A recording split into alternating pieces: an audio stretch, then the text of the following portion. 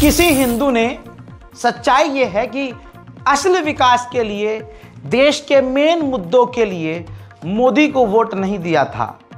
हिंदू समुदाय ने भाजपा को वोट इसलिए दिया था क्योंकि भाजपा हर जगह ये माहौल बना चुकी थी कि हम आएंगे तो मुल्लों की चूड़ी टाइट करेंगे, हम आएंगे तो मुसलमानों को दोयम दर्जे का नागरिक बना देंगे, हम आएंगे तो हिंदुओं को ऐसे खुश करेंगे कि मुसलमानों को परेशान करेंगे, हर जगह उनको मारेंगे और पीटेंगे और दबाएंगे।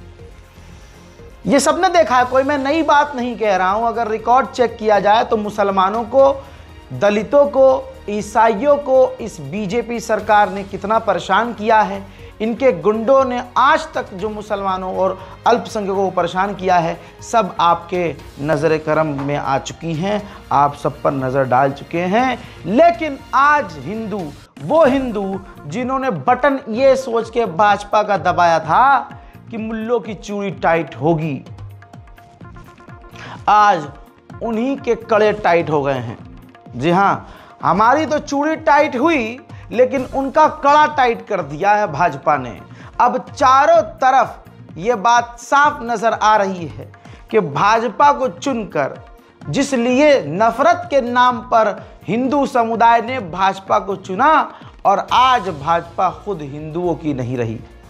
हजरत मोहतरम, अपने फायदे का सोचने वाली पार्टी और अपने ही फायदे के बारे में सोचने वाले इस संगठन जिसे भारतीय जनता पार्टी कहा जाता है, उसने हिंदुओं का भी अब बेड़ा गर्क कर दिया है। बात बात पर मुसलमानों को गाली बकने वाले राइट विंग, बात बात पर जय श्री राम, जय हनुमान, जय फलाना और जय धमाका नारा लगाकर मेन मुद्दों से भटकाने वाले संगठन और लोग, और खासकर हिंदू समुदाय के लोग अब खुद परेशान हैं कि करें तो करें क्या।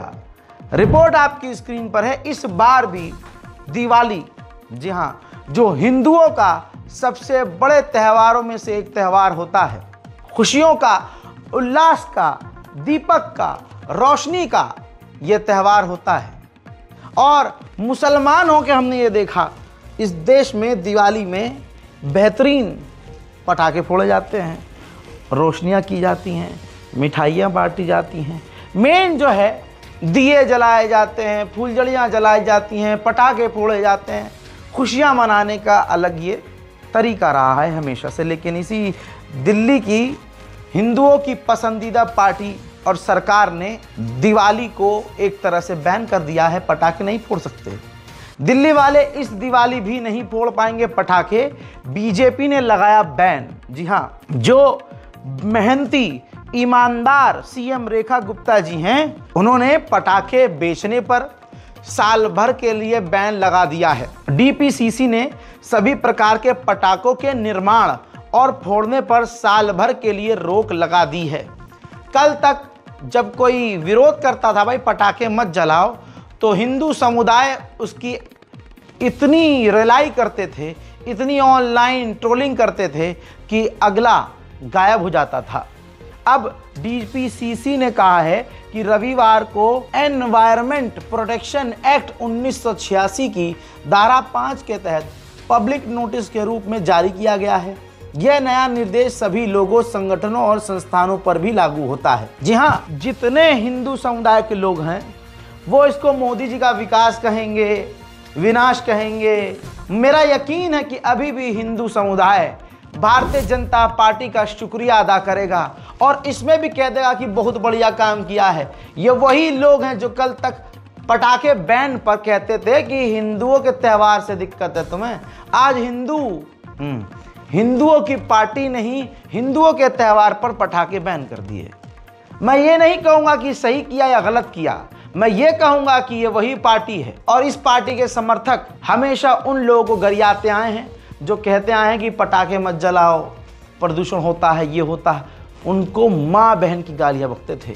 आज इनमें से किसी की औकात न होगी कि भारतीय जनता पार्टी के इस फैसले के खिलाफ बोले। अगर आपने ध्यान दिया होगा तो आज खुलकर अचानक से भारतीय जनता पार्टी और ये देश की सरकार सबको लूटने में लग गई है। क्रोनोलॉजी समझ लीजिए। अभी कुछ वक्त पहले, कुछ ही दिन पहले ये बयान सामने आता है कि 26 जून को खबर आती है कि मोदी सरकार बाइक पर भी टोल वसूलेगी। अब लोगों ने जब विरोध करना शुरू किया तो मोदी सरकार ने तुरंत यू टर्न ले लिया और कहा बाइक पर टोल नहीं वसूलेंगे। लोग बहकावे में आ गए, शांत हो गए, मोदी मोदी करने लगे। अब खबर यह है कि अब टोल की वसूली का ऐलान लागू हो गया है। बाइक वालों से भी 140 रुपया टोल वसूला जाएगा। यह है मोदी सरकार। टोल की बात करें कि कितने टोल निर्धारित किए गए हैं पर गाड़ियों पे?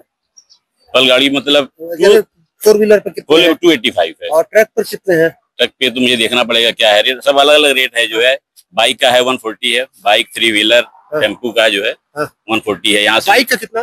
बाइक का 140 है, 140 कहाँ तक का? ये पूरा 91 किलोमीटर का है पूरा है। उसको कहीं खजनी उतरना, हाँ तो उसका अलग अलग रेट है सबका, पूरा नहीं देना है आपको। जो है उसका भी विकास इतने बड़े लेवल पर किया जा रहा है, लूट खसोट भी इतनी बड़े लेवल पर की जा रही है, लेकिन मेन स्ट्रीम मीडिया इसको दिखा नहीं सकता क्योंकि पीछे से पापा का बम्बू आ जाएगा। जब हराम का पैसा सालों से खाया है तो अब इनके अंदर हिम्मत नहीं है कि सच बोल सके। हज़ात विकास की नदियां बह रही हैं।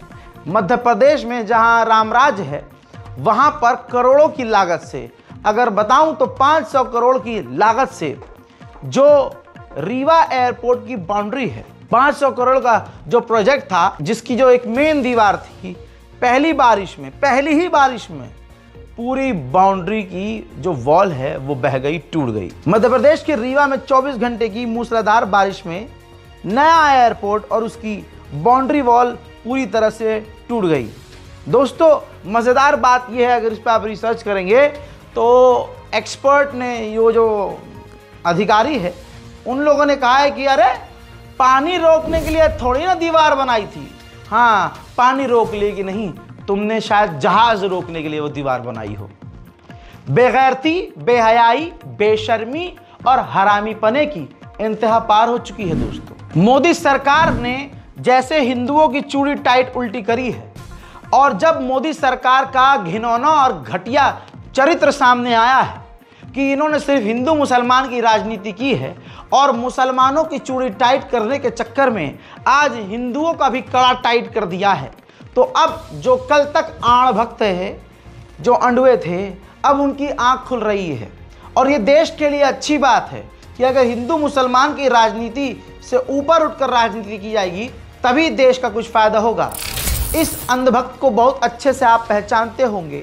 राइट विंग का ये शुद्ध हिंदी का गलिया है, गालीबाज। यूट्यूब पर और सोशल मीडिया पर एक्टिव रह के राइट विंग का जानवर अभी तक सिर्फ और सिर्फ घटिया लेवल की बातें कर रहा था, हिंदू मुसलमान कर रहा था, मुसलमानों से नफरत को बढ़ावा दे रहा था और शुद्ध हिंदी में संस्कारी तरीके से नफरत फैला रहा था। लेकिन जब इस अजीत भारती को एहसास हुआ कि हाँ, राजनीति में बदलाव की ज़रूरत है, तो इसके मुंह से अब कोरा सच निकलने लगा है। एहसास हो गया है भाई को कि हाँ, सरकार दूध की धुली नहीं है और जितना उसको सपोर्ट तुम कर रहे हो, उल्टा ये तुम्हारे साथ बुराई हो रहा है। अजीत भारती ने लिखा, 2 घंटे से लाइट नहीं है हमारी सोसाइटी में। पत्नी ने इस बात की सूचना देते हुए पूछा, इतनी देर हो गई, लाइट क्यों नहीं आ रही है?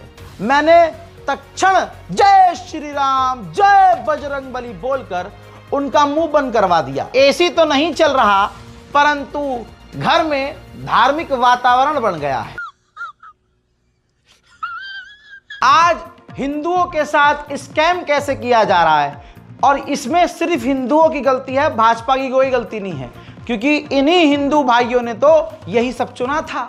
आज जो यूपी के पावर मिनिस्टर हैं, जब वो जनता के बीच गए, इसी पर मीम बन रहे हैं, उन्होंने ऐसी पब्लिक इंटरेक्शन किया, किसी से मिठाई पकड़ा, किसी से माला डलवाया।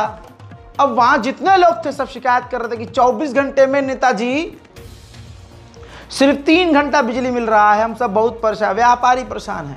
जब देखा, उन्होंने सुना कि हाँ भाई शिकायत चारों तरफ से आ रही है, दोनों हाथ बुलंद के बाद जय जय श्री राम, जय जय श्री राम, और निकल लिए। जनता उसमें पागल हो गई, अरे नेताजी अरे जय श्री राम का नारा लगा दिए, सब नारा लगाने लगे और नेताजी गाड़ी में पुचुक से बैठ के ठुचुक से निकल गए। देखिए बहुत परेशान है, पूरे बीमारी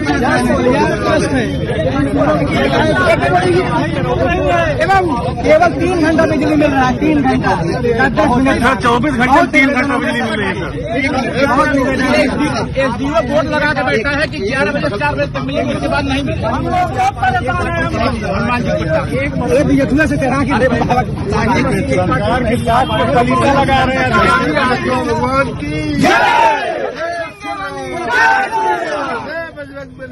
गजब टूबीबाज आदमी। दिल्ली का हाल क्या है पूरी दुनिया देख रही है। दिल्ली वाले वो भाजपाई अंडवे जो कल तक भाजपा के साथ खड़े थे, उनके घर पर बिल्डोजर चला, उनकी आंख खुली। जो भाजपाई समर्थक कल तक भाजपा कर रहे थे, उनकी गलियां और सड़कें समुद्र जैसा बन गई, पानी में डूब गई। सबकी आंख खुली। बस के अंदर पानी, सड़क पर पानी, जगह जगह गड्ढे, बिजली गुल। अब उधर रेखा गुप्ता अलग लेवल, एकदम मोदी जी से 4 हाथ आगे, दिल्ली की माननीय सीएम। उनके हिसाब से दोस्तों 3 सदियों में कोई काम नहीं हुआ। इनको यह नहीं पता कि 1 सदी में कितने साल होते हैं और 1 सदी कितना होता है। अगली पढ़ी लिखी मिनिस्टर, ईमानदार सीएम दिल्ली की कह रही हैं कि 3 सदियों में जो काम नहीं हुआ, अजी मारिए गोली कांग्रेस को। उनके हिसाब से अंग्रेजों के बाद से कोई देश में काम नहीं हुआ।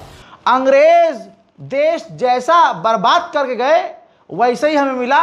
मैं तो कहता हूं ये कपड़े भी रेखा गुप्ता की पार्टी ने खुद बनवा कर बांटे हैं। यहां फैक्ट्री खोली है और उसके बाद जो है ब्रांड यहां पर आए हैं और उसके बाद कपड़े बनाकर बेचे। उससे पहले हम पत्ते पहन रहे थे। गरीबी थी देश में इतनी ज़्यादा कि पैदल हम लोग 10-10 किलोमीटर 20-20 किलोमीटर जाते थे। लखनऊ से हम बम्बई का सफ़र 6 महीने में करते थे, पैदल चलते थे। वो तो धन्य हैं हम लोग कि मोदी जी की पार्टी और उनके नेता आए और उन्होंने कुछ ही साल के अंदर ऐसा विकास कर दिया कि आज देखिए दिल्ली मेट्रो है, मुंबई मेट्रो है, कहाँ मेट्रो नहीं है, एकदम बेहतरीन है। ज़मीन के नीचे मेट्रो, ज़मीन के ऊपर मेट्रो, हवा के बीच में मेट्रो। अरे भाई साहब उधम काट दिया भाई। अंग्रेज़ के जाने के बाद सबसे ज़्यादा विकास और सबसे पहला विकास यही हो रहा है। ये खुद देखिए, 3 सदी वाली बात याद रखिए, कह रही हैं 3 सदी में जो काम नहीं हुआ अब हो रहा है। हर दिन हर पल जैसे गुजर रहा है, दिल्ली यमुना सफाई की ओर एक कदम रोज बढ़ाती है। वो काम जो कि दिल्ली के पिछली सरकारों के कार्यकाल में हुए ही नहीं थे। 3 सदियों का बैकलॉग जो था वो आज की वर्तमान की सरकार उस पर काम कर रही है और इस मैसिव तरीके से काम कर रही है जिसमें डबल इंजन की सरकार का पूरा लाभ दिल्ली को मिल रहा है। एक एक चीज़ जो होनी चाहिए यमुना सफाई के निमित्त, बड़े से बड़ा काम आज वो किया जा रहा है। चाहे वो डिसेंट्रलाइज एसटीपी बनाने का हो, पुराने एसटीपी रिवाइवल का हो, यमुना जी में ई फ्लो बढ़ाने का हो, उसमें यमुना फ्लड प्लेन्स को डेवलप करने का काम हो, हर चीज़ पे काम चल रहा है। पहली बार दिल्ली महसूस कर रही है कि यमुना जी साफ़ हो रही है और होगी। ये कोई 1, 2, 10 दिन का काम नहीं है, सालों लगेंगे, परंतु इतना विश्वास मैं दिल्ली को दिला सकती हूँ कि रोज़ उसमें प्रोग्रेस हो रहा है, रोज़ उसमें बेहतर काम हो रहे हैं और हर तरीके से घंटों का हमारा समय, कल भी 4 घंटे का मीटिंग इस विषय पर हुआ, आज भी आदरणीय गृह मंत्री जी के साथ इसी विषय पे मीटिंग है। और चाहे मोदी जी हैं चाहे गृह मंत्री, उधर अब प्रशासन भी कांवड़ियों की हुड़दंगई से परेशान है और ये ही हुड़दंगई मचवाने वाली और छूट देने वाली यही सरकार थी। पहले उनको गलत चीज़ की आदत डाली और अब जो है उनको सुधार कर उनको परेशान करने की कोशिश की जा रही है बेचारे कांवड़ियों को। कांवड़िए किसी को परेशान थोड़ी ना करते हैं भाई। बताइए, चलते चलते अगर मन कर गया किसी को पेल दिया, मार दिया, बजा दिया किसी को, तो कावड़िए हैं, बुरा मानने की क्या जरूरत है भाई। अरे वो तो धन्य आदमी है जिसे कावड़ियों ने पीटा। आप समझ रहे हो, मैं कह रहा हूं जिसे कावड़ियों ने पीटा उसको सरकार को 1 लाख रुपए इनाम देना चाहिए कि भाई तुम कावड़ियों से पिटे हो, तुम्हें 1 लाख रुपए इनाम मिलेगा, क्योंकि यार तुम स्पेशल आदमी हो, तुम्हारी गाड़ी स्पेशल थी, तुम्हें तो और पिटना चाहिए। कावड़िए भाई, अरे भोले हैं, और वो इतने भोले हैं कि कहीं कोई खाने का पैसा मांग लेता तो लड़ना शुरू कर देते हैं। तवज्जो है, इल्जाम लगाए थे, अरे इसमें तो मीट मिला है, इसमें अंडे की करी मिली है। भोले सच में भोले हैं, नशा बिल्कुल नहीं करते, दारू के नशे में होते नहीं हैं, सिगरेट अफीम गांजा वो पीते नहीं हैं,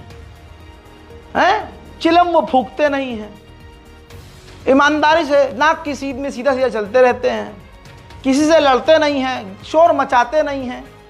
लेकिन देश ने उन्हें बदनाम कर दिया, इस सरकार ने उन्हें बदनाम कर दिया। हजरात, उत्तराखंड पुलिस ने उन पर बड़ा जुल्म किया है। यह वीडियो उत्तराखंड पुलिस हरिद्वार ने आधिकारिक तौर पर जारी करके बताया है, जो तय सीमा थी उससे ज्यादा ऊंची आवाज में भोले जो है बजाते हुए चल रहे थे। कम से कम 2 से 3 दर्जन ऐसे डीजे को बिल्कुल अनइंस्टॉल करवाया गया और भोले के इन डीजे को, चलते फिरते डीजे को वापस किया गया। कितना बड़ा जुल्म कर रही है मोदी सरकार अपने कावड़ियों के ऊपर। बताइए, पिछले साल तक फूल की वर्षा करवा रहे थे, आज उन पर जुल्म हो रहा है। कितनी गलत बात है। सवाल यह है कि हिंदू राष्ट्र में हिंदुओं का इतना अपमान। अरे भोले चाहे तो सारी रात चीख चीख कर बजाए, कोई मुल्लों का देश है क्या? क्यों नहीं बजाने दिया यार भाई डीजे? हमारे हिंदू भाइयों को बजाओ भाई, खूब बजाओ। और कानून इनके लिए क्यों? कानून मुसलमानों के लिए होना चाहिए। सिर्फ कोई नमाज पढ़ रहा हो FIR कर देना चाहिए, उठाकर जेल में डाल देना चाहिए। अकेला नमाज पढ़े, एक अकेला आदमी नमाज पढ़ता है, पूरा हिंदू समाज डर जाता है, खौफ पैदा हो जाता है भाई। तो मुसलमान पर FIR होनी चाहिए। हमारे जो हिंदू भाई हैं इनके डीजे वीजे क्यों बंद किए जा रहे हैं? गलत बात है दोस्तों, कितनी बड़ी बात है। अंधभक्तों देखो, ये मोदी सरकार हिंदू विरोधी सरकार हो गई है। अहमदाबाद फ्लाइट क्रैश, माशाअल्लाह पूरा हिंदुस्तान भूल गया। हम भारतीय भूलने में एक्सपर्ट हैं, यूं ही भूल जाते हैं। वो तो गनीमत ये है कि जो पायलट थे दोनों वो मुसलमान नहीं थे। जो रिपोर्ट आई है 2 बजे रात को, आधी रात को, जब पूरा देश सो रहा था, उसमें बताया गया कि भाई जो पायलट था उसने जो फ्यूल बंद कर दिया था उसके साथी ने। तो उसमें रिकॉर्डिंग है, जो सीनियर पायलट कह रहे तुमने ये क्यों बंद किया? बोला नहीं ये तो मैंने छुआ भी नहीं है। और वो छोटा बटन नहीं है कि गलती से बंद और चालू हो जाए, प्रेशर लगाना पड़ता है। यानी पूरी चतुराई और चालाकी से जहाज के कंपनी को, बोइंग को बचाया गया, और ऐसी कंपनी को बचा लिया जाता है। और जो पायलट मर गया, जो अपनी सफाई नहीं दे सकता, उस पर सारा इल्जाम डाल दिया गया। रिपोर्ट आधी रात को पेश की गई ताकि कोई सवाल ना करे। 200 से ज्यादा भारतीय मारे गए और हिंदुस्तान के तमाम लोग इसे भूल गए। मैंने तभी कह दिया था इस हादसे को भुलाने के लिए दूसरा हादसा होगा, दूसरा मामला हाईलाइट होगा, फिर उसको भूल जाएंगे हम तब जब कोई और हादसा होगा। कमाल है। ये है रिपोर्ट जो अभी पुल गिरा है हाल में वडोदरा। आप देखिए, दोनों घटनाएं गुजरात की। ये भी गुजरात की घटना और वो भी गुजरात की घटना। ये कौन पनौती है? ये किस झूठे पनौती की नजर हमारे इस गुजरात स्टेट को लगी है? वडोदरा पुल हादसे में जो मृतक हैं उनकी संख्या 18 हो गई है। अगर आप ध्यान देंगे तो 2 साल का इसमें बच्चा भी है और 65 साल के बुजुर्गवार भी इसमें शामिल हैं। लेकिन हिंदू ये समझ नहीं पा रहे हैं, ध्यान नहीं दे रहे हैं कि ये 18 के 18 लोग सभी हिंदू हैं। रमेश, वेदिका, नैतिक, वखत सिंह, हसमुख, राजेश, प्रवीण, कांजी, जशुबाई, प्रवंत, मेहरामन हथिया, विष्णु, मोहन, भूपेंद्र, अतुल, योगेश, योगेश पटेल, दिलीप पड़ियार, ये तमाम हिंदू हैं। लेकिन अब किसी हिंदू संगठन को तकलीफ नहीं हुई, ना कोई हिंदू संगठन ये कहता हुआ बिलबिलाया कि सरकार ये बताए कि पुल कैसे गिरा, बारिश में पुल के। कोई विश्व हिंदू परिषद, कोई आरएसएस, कोई ये फलाना रक्षा दल जो गौ रक्षा दल जो खुद गौ तस्करी करता है, ये संगठन पैसा वसूलता है, इनको कोई हिंदुओं के मरने पे तकलीफ नहीं हुई, किसी हिंदू के मरने पे कोई तकलीफ नहीं हुई। इन लोगों ने मांग ही नहीं की कि हाँ भाई इतने हिंदू कैसे मर गए, सरकार जवाब दे। ये कोई नहीं समझना चाहता, ये कोई देखना नहीं चाहता, ये कोई पूछना नहीं चाहता। हाँ, काम इनको क्या आता है? दंगे करवाना। तमाम हिंदू संगठन एक काम पर फोकस रहते हैं कि मुसलमानों को निशाना बनाना। अभी क्या हुआ, दिल्ली का लॉ मिनिस्टर, जिस पर इल्जाम है कि उसने दिल्ली दंगा भड़काया था, और वो बयान भी मौजूद है कि ये प्रशासन के सामने दिल्ली जाफराबाद के इलाके में दंगे से पहले भड़काऊ बयान दिया था, खुल्लम खुल्ला भड़काऊ बयान, उसके बाद दंगा हुआ। आज वो दिल्ली के लॉ मिनिस्टर हैं। लो, इससे ज्यादा अंधेर नगरी चौपट राजा वाली कहानी कहां नजर आएगी भाई। कावड़ियों को लेकर फिर झूठ फैलाया इस आदमी ने। दिल्ली का लॉ मिनिस्टर है, झूठा है। बताइए झूठ किस तरह से फैलाकर एक बार फिर से पूरे देश में दंगा भड़काने की कोशिश की गई। ये कपिल मिश्रा लिखते हैं कि दिल्ली के शाहदरा में कुछ शरारती तत्वों ने कावड़ यात्रा के मार्ग पर कांच के टुकड़े लगभग 1 किलोमीटर तक मार्ग पर बिखेर दिए। पीडब्ल्यूडी और निगम के कर्मचारी मार्ग को साफ कर रहे हैं। स्थानीय विधायक संजय गोयल जी वहां मौजूद हैं। सीएम गुप्ता जी ने स्वयं घटना का संज्ञान लिया है। पीडब्ल्यू के द्वारा शरारती तत्वों के खिलाफ एफआईआर दर्ज करवाई जाएगी। कावड़ यात्रा में कोई भी व्यवधान नहीं होने देंगे। अच्छा जी, बहुत बढ़िया। इसके बाद गोदी मीडिया को टीआरपी का मसाला मिल गया। गोदी मीडिया ने पूरे तरीके से स्क्रिप्ट करके जिहाद का नाम दे दिया, कांच जिहाद, और अलाना इनके मुंह में जो है डालकर ब्रश करवाना चाहिए ठीक से कि सालो तुम्हारे मुंह से निकलता जब यह गंद निकलता है। हजरात, कोई मुसलमान ऐसा हिम्मत वाला नहीं है, एडवांस बता रहा हूं, जो इस पत्रकार पर एफआईआर करे, जो इस चैनल पर एफआईआर करे, जो सवाल खड़ा करे। देखिए नफरती सुअरों को। देश की राजधानी दिल्ली में ऐसा ही मामला सामने आया जब बीती रात शाहदरा में कांवड़ पथ पर कट्टरपंथियों ने कांच और कील बिछाई, जिसके सबूत मिलते ही सनातनी सेना बौखला गई। प्रशासन से लेकर शासन तक खलबली मच गई, क्योंकि कुछ मीटर नहीं बल्कि करीब 1 किलोमीटर तक कांच और कील बिछे हुए दिखाई दिए। हालांकि रेखा सरकार ने इस मामले पर तुरंत एक्शन लेते हुए रिपोर्ट तलब कर ली है। लेकिन ऐसे में बड़ा सवाल यह उठता है कि कांवड़ियों के खिलाफ यह नफरती साजिश किसकी है? कौन है वो नफरती गैंग जिसने कांवड़ पथ पर फूल नहीं बल्कि अंगारे बिछाए? सनातन के खिलाफ कट्टरपंथी गैंग आखिर क्यों बौखलाया हुआ है? आज इसी अहम मुद्दे पर ताल। अब सुनिए इसका सच क्या है। इसका सच ये है भाई, जांच पड़ताल की गई तो पता चला कि कई सारे शीशे जो किसी काम में लिए जाते हैं, एक ई रिक्शे वाला बंदा उस ई रिक्शे के ऊपर, अपने रिक्शे के ऊपर कांच के वो जो ग्लास है वो लेके जा रहा था, गिलास लेके जा रहा था, जो कि एक्सीडेंटली टूट गए और उसके टुकड़े जमीन पर बिखर गए। मजेदार बात ये हो गई भाई साहब कि अल्लाह का शुक्र है कि वो ई रिक्शे वाला हिंदू निकला, कुसुमपाल निकला।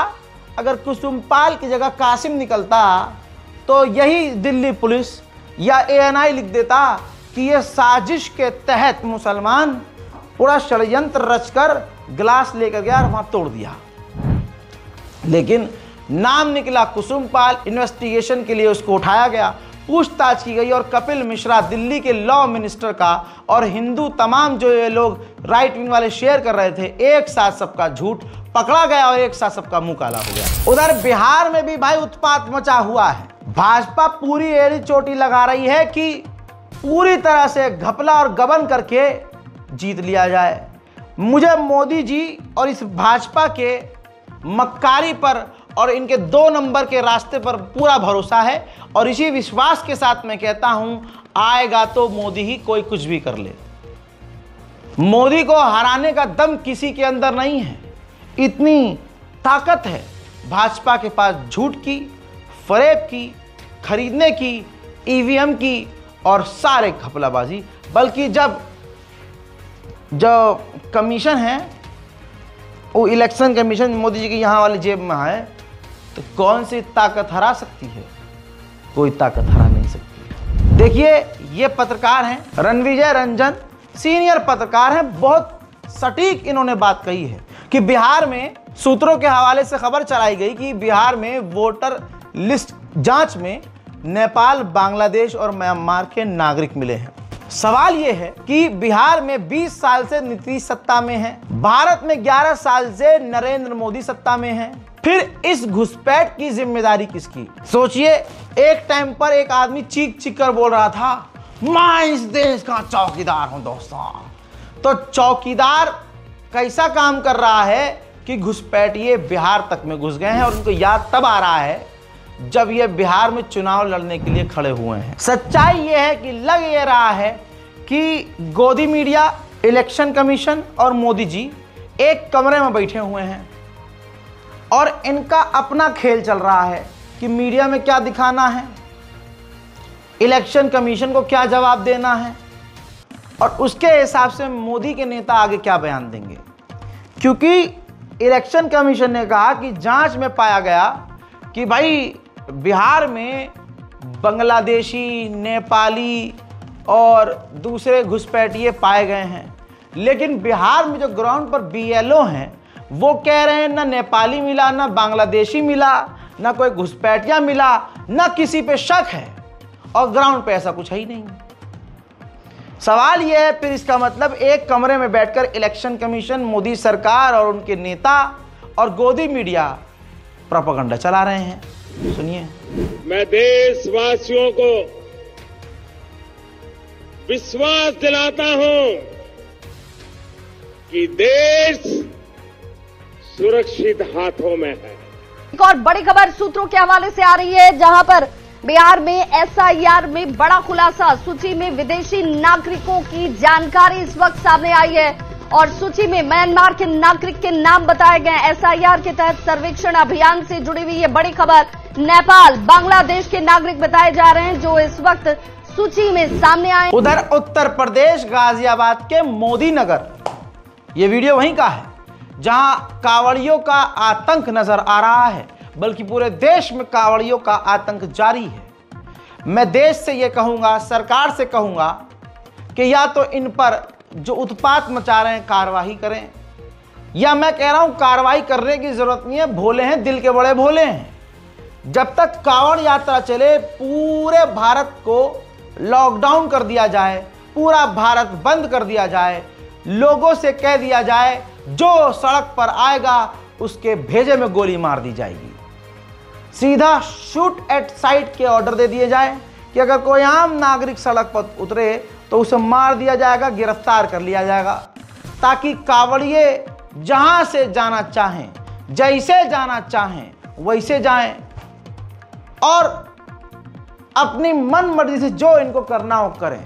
कम से कम देश से ऐसी तस्वीरें तो ना आए जो देश को बदनाम करें। उसी गाजियाबाद का एक और वीडियो, एक बस न जाने कांवड़िए से टच हुई कि नहीं हुई, कांवड़ियों ने इल्जाम लगाया, बस के अंदर घुसे, बुरी तरह से बस वालों को पीटा, बस वाला हाथ जोड़ रहा है, लेकिन बस में बैठे तमाम नामर्दों का झुंड, नामर्दों की फौज बस वाले को पिटता हुआ देखती रही, ये सोच कर कि ये तो भोले हैं, साक्षात प्रभु इनके अंदर आए हैं और यही बस वाले को, गरीब को पीट रहे हैं और ज़रूर ये सही काम होगा, इसीलिए भोले इन्हें पीट रहे हैं।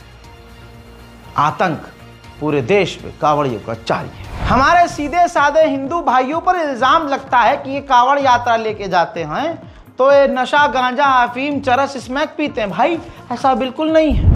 लेकिन एक खबर आई है, ये देखिए, कोटद्वार हरिद्वार की एक जगह कोतवाली, शरीफ दो लोगों को पुलिस ने, कोटद्वार पुलिस ने गिरफ्तार किया है, जो कि कांवड़ यात्रा में कांवड़ियों की मांग पर नशा सप्लाई करते थे। ये दोनों सप्लायर हैं हरीश और संजीव कुमार, इनके पास से 6 लाख रुपए की चरस बरामद हुई है, जो सीधे साधे ईमानदार संस्कारी राम भक्त कांवड़ियों को सप्लाई कर रहे थे। अब भोलों की टीम को करना ये चाहिए, पुलिस प्रशासन का घेराव करना चाहिए। और अक्सर अब तो वो नारे लगा देते हैं जय श्री राम, भोलेनाथ और जय हनुमान, जय बजरंग बली, सारा मैटर ही निमट जाता है। तो ऐसा करना चाहिए और अपने इन दोनों भाइयों को छुड़ाना चाहिए। अगर आप दूसरी तरफ देखेंगे तो मोदी सरकार, मोदी जी के चाहने वाले, अंधभक्त और गोदी मीडिया एक तरफ से दुनिया में जलील हो रहे हैं। सूत्र सूत्र बोलकर गोदी मीडिया ने कब्जा करवा दिया था पाकिस्तान पर, अभी ये ऑपरेशन सिंदूर में। भाई साहब तेजस्वी यादव ने इनको मूत कह दिया है, मजा ही आ गया है। देखिए कि कहां से खबर आई, सूत्र बताते हैं, हम उस सूत्र को मूत्र समझते हैं। वेश जो होता है ना, ये वो है, इसका कोई आधार नहीं ना। ये वही सूत्र है जो पाकिस्तान में कब्जा करवा दिया था, इस्लामाबाद, कराची। सूत्र नहीं, मूत्र लोग हैं। मोहतरम हजरात, आज के नेशनल प्राइम टाइम में इतना ही। तमाम नेशनल प्राइम टाइम का निचोड़ हिंदुस्तान में जो हुआ पिछले 24 घंटे में निचोड़ कर मैंने इस वीडियो में रख दिया है। इस रिपोर्ट को शेयर कीजिएगा, हमारे चैनल रज़ाग्राफी अनस्क्रिप्टेड को सब्सक्राइब कीजिएगा और दुआओं में याद रखिएगा। जय हिंद।